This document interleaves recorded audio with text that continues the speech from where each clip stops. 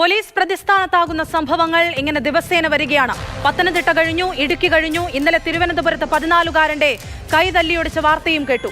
ഇപ്പോഴിതാ തിരുവനന്തപുരം നെയ്യാറ്റിൻകരയിൽ ഹൃദ്രോഗിയായ വയോധികനെ പോലീസ് മർദ്ദിച്ചെന്ന പരാതി. കീഴാറൂർ കുക്കുറിനി സ്വദേശി ഭാസ്കരൻ നാടാറിനെയാണ് പോലീസ് മർദ്ദിച്ചത്. ഭാസ്കരൻ സായാഹ്ന സവാരിക്ക് ഇറങ്ങിയപ്പോഴാണ് ജീപ്പിലെത്തിയ പോലീസ് മർദ്ദിച്ചത്.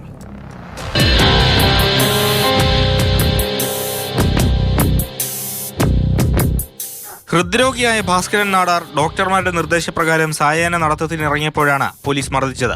എന്താണ് ഇവിടെ നിൽക്കുന്നതെന്ന് ചോദിച്ചെന്നും നടക്കാൻ ഇറങ്ങിയതാണെന്ന് മറുപടി പറഞ്ഞ ഭാസ്കരനോട് വീട്ടിൽ പോകാൻ ആക്രോശിച്ചെന്നും പരാതിയിൽ പറയുന്നു.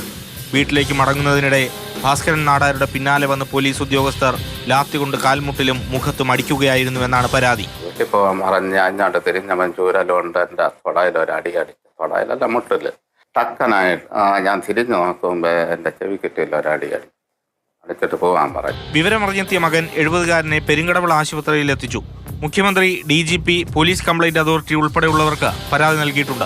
അതേസമയം സാമൂഹ്യ വിരുദ്ധരുടെ ശല്യമുള്ള പ്രദേശത്ത് പട്രോളിംഗിന്റെ ഭാഗമായി കൂടി നിന്നവരെ പിരിച്ചുവിടുക മാത്രമാണ് ചെയ്തതെന്നാണ് പോലീസിന്റെ വിശദീകരണം.